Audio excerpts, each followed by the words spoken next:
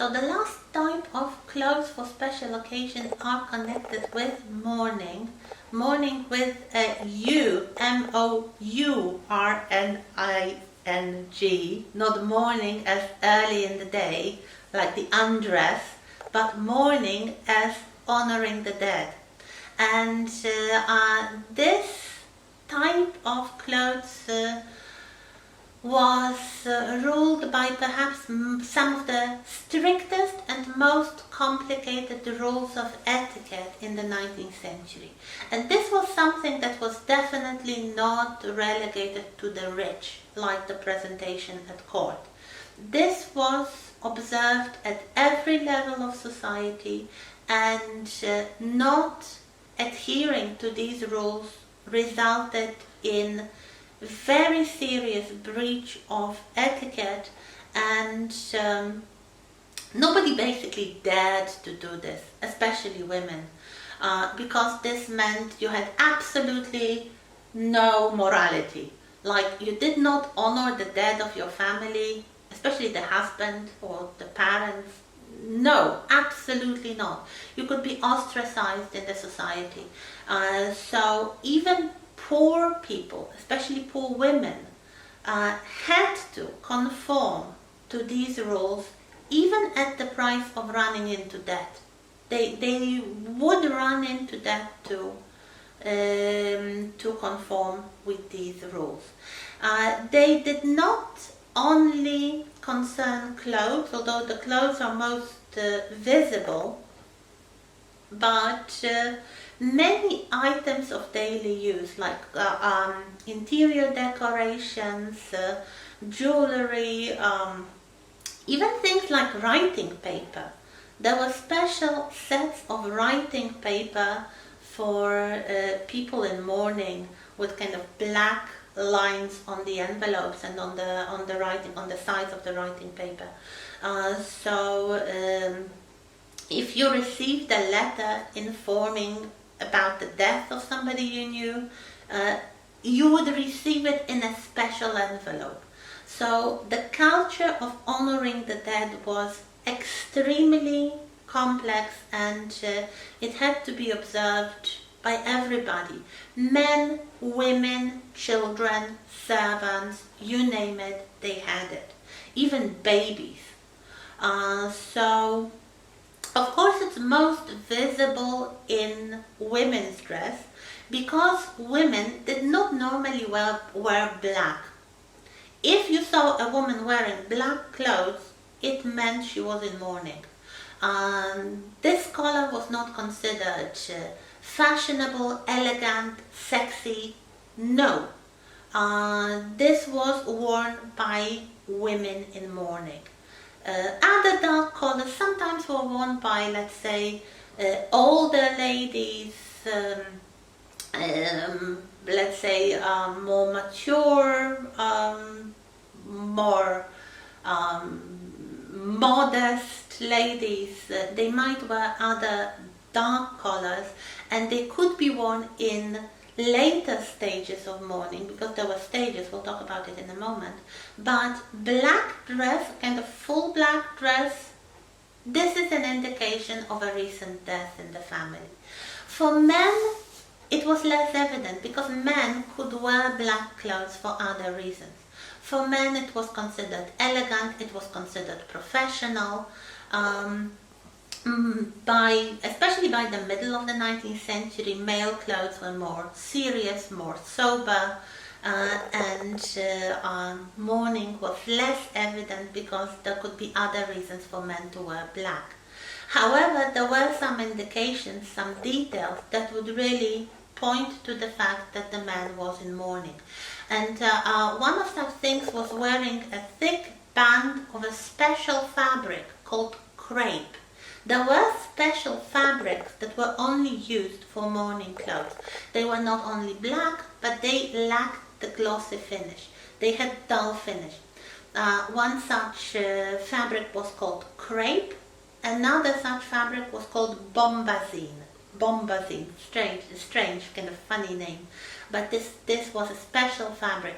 And for a man, it was necessary, it was kind of sufficient to take a kind of broad band of one of these fabrics and wear it on the sleeve and also wear it around the hat. This was the indication that the choice of color was not because of fashion or professional reasons, but the man was actually in mourning. For children, babies, servants, this could also apply, so the bands of those black fabrics, trimmings, ribbons, so that's what you have rather than full black clothes, although it does happen. There are some fashion plates and paintings showing families in mourning, and they show even small children wearing black clothes. The one exception was white trimmings, perhaps. So a white cap, white collar, small white caps. They were so important, they were so crucial for 19th century way of dressing, and the indications of cleanliness and all these symbolic things that we have already discussed, that they could be retained even in mourning clothes. So there would be a black dress with a small white collar, or with white cuffs, or with a white headdress. Usually the headdress was quite specific. It was a kind of historical looking headdress, not a contemporary modern headdress, but a cap that looked like something from earlier in the history, especially for the widows. So this was a very complex set of rules, and they get more complex as the century progressed. Very many etiquette manuals, the books of etiquette, include long passages about mourning. So especially how long and how deeply you should mourn for someone who died, depending on your proximity to the person who died. And generally speaking, there are 3 levels of mourning. The strictest mourning, called widow's weeds, was only for widows. No one else had to wear this deep mourning. So black clothes with no glossy finish, so this black dull dresses, with special caps or special bonnets, usually with a veil covering the face. No jewelry. If jewelry was worn, it was a kind of commemorative jewelry, very often including hair, human hair, of the person who died, or if jewelry was worn at all, it was in black color. So either black stones, usually jet stones. There is a special kind of, it's like black amber. It was quite popular. It was actually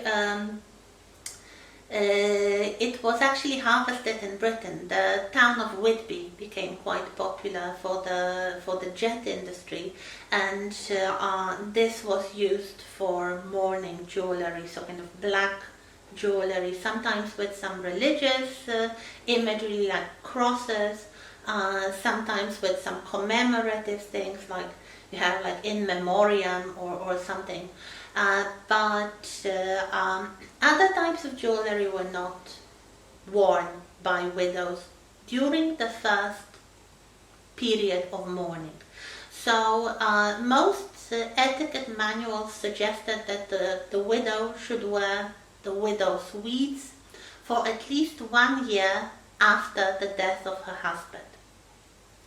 Then she could pass on to full mourning, which was like all black clothes with those black accessories and jewelry, but without covering the face.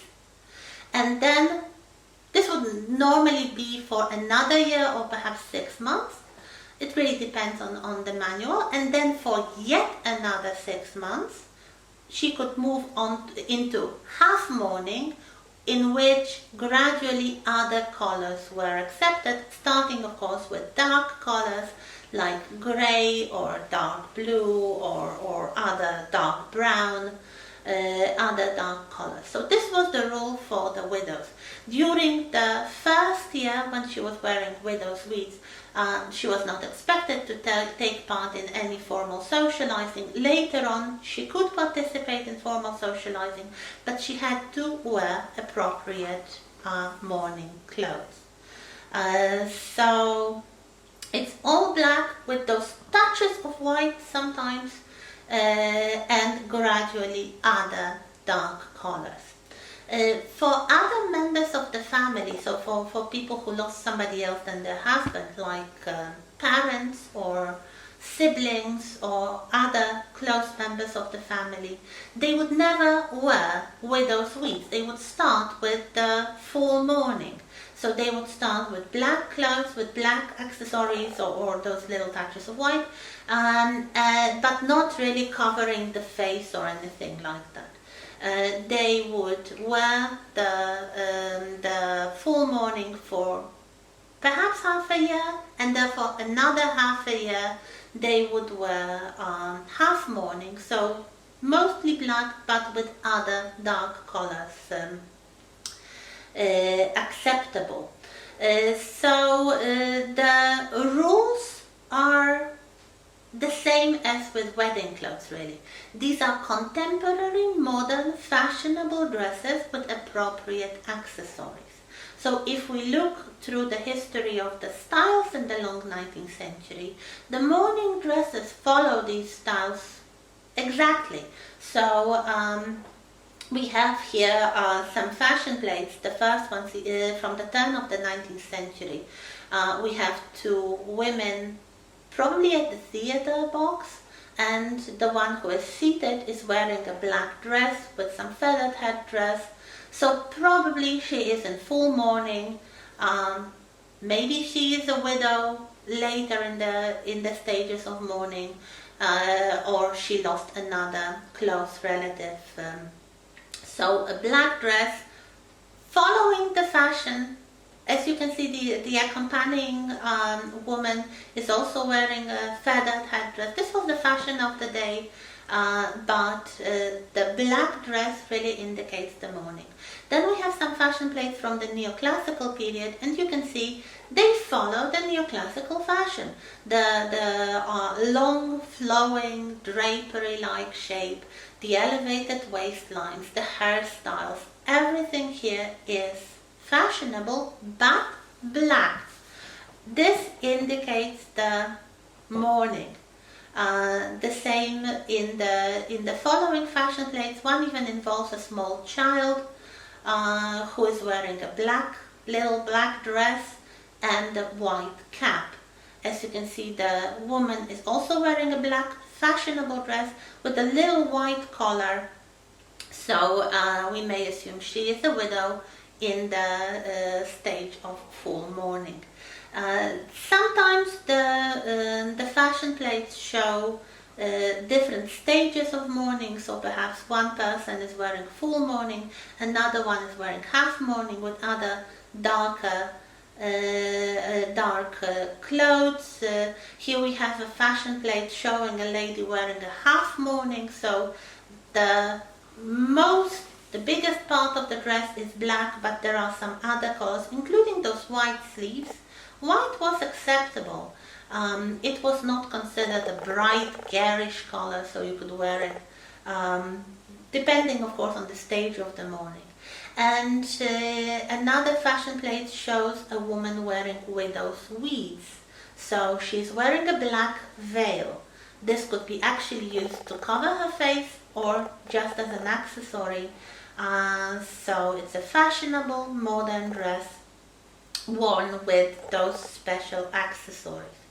And here we have a painting showing a family in mourning. You can see the widow in the center wearing the widow's cap, and there are the children mostly dressed in black with white collars, except for the smallest baby who's wearing black. Perhaps, well, I cannot really see from a small image, but very often the child would have like a small black ribbon or something, something like that. And then the fashion plates basically follow the fashion with the appropriate color and accessories. So in the Romantic period, we have romantic style dresses with the leg of mutton sleeves and big hats and everything, just adapted for the purpose of mourning. And then in the Victorian fashion, we have Victorian dresses with everything, the crinolines, the bustles and all, in black color, usually with those white collars and cuffs, used for mourning. Some Victorian paintings, especially the so-called genre paintings showing scenes from everyday life, include women in mourning. So here we have a painting called The Governess by Richard Redgrave, showing a young woman clearly dressed in mourning, with only a white collar to her black dress. Probably she was forced by the circumstances to earn her living, and she found employment as a governess. But we can clearly see that she is in mourning. Another image by Abraham Solomon shows a view in the second class of train carriages, so the relatively cheaper train tickets for what looks like the lower middle class woman accompanying her son, probably to go to school, and she wears the widow's weeds, including this very characteristic cap, which is a black cap with a veil with just a little bit of white trimming around the face. And then, of course, there was a tragedy that influenced a lot about mourning customs in Britain, namely in December 1861, Prince Albert, the husband of Queen Victoria, died after a short illness. Queen Victoria, they were both in their early 40s, so they were still young people. Their children were still young. Queen Victoria, who loved her husband very much, she was shocked. She did not expect him to die. She was thrown into very deep depression, and basically for the remainder of her life she only wore widow's clothes. For a few first years she wore the weeds, you can see the photographs of Victoria dressed all in black with this very characteristic widow's cap with a veil. Later on she just continued wearing black with some touches of white, like the typical white headdress that looks like something from the 18th century, really, something very going far back into history, not following the contemporary fashion. The dresses of Queen Victoria but more or less follow the contemporary fashion. Of course, she was now an elderly matron, so she would not wear all those extravagant clothes of the late Victorian period. But the general shape of her dresses followed the fashion, but the accessories are those of a widow. So we have some photographs of Victoria after Prince Albert died. There is one in the company of her daughters, all dressed in black with little white collars, so they are all dressed in full mourning, and Victoria on top of that is wearing this widow's cap. Here we have another photograph very characteristic cap. It would be not worn by anyone else for any other purpose than a widow shortly after her husband's death. And then later we have some photographs of Victoria later in her life, in the later 80s and 90s, and she still continues to wear black dresses with those characteristic caps. The caps tended to be white. There is another interesting photograph from 1863. So the day of the wedding of the Prince of Wales, so we can see the Prince of Wales and his bride, Princess Alexandra, and Alexandra is wearing a wedding dress, and Victoria is photographed with them wearing widow's weeds. So we have like a comparison between the wedding garment and the mourning garment, and they are both fashionable, but they follow their purpose. Later in the Belle Epoque, it just continues. There were specialized shops like Jay's here. You can see the advertisement that only specialized in mourning clothes. So this was so important culturally that you would have specialized shops for that. And here we have fashion plate of ladies wearing mourning. And 3 more fashion plates, quite interesting, from a Polish magazine from 1863. So this is the time of the one of the uprising, the January uprising. And you can see these women are wearing crinoline dresses because this was the fashion in the 60s, but they are all wearing different stages of mourning. Either full mournings or full black dress with a little white collar and cuffs, or half mourning, so those grey dresses or black and grey dresses with some black trimmings. And in Poland, at this time, this was a political declaration. This was a manifestation of patriotic feelings by women, mostly richer women, who supported the failed uprising. They might choose, very often they did that, they chose to wear mourning or half mourning clothes, even if they did not actually lose any member of the family in the insurrection.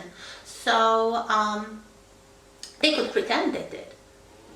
Many people lost their lives, and of course the families were quite large and extended, so you could always say you lost a cousin or someone, an uncle, or someone from a more distant family, but it became a very visible form of demonstrating your patriotic feelings. So this was something else that could be done with this social custom. So that's it basically for this week, and next week we'll talk about the types of clothes that did not follow the mainstream fashion and why they didn't.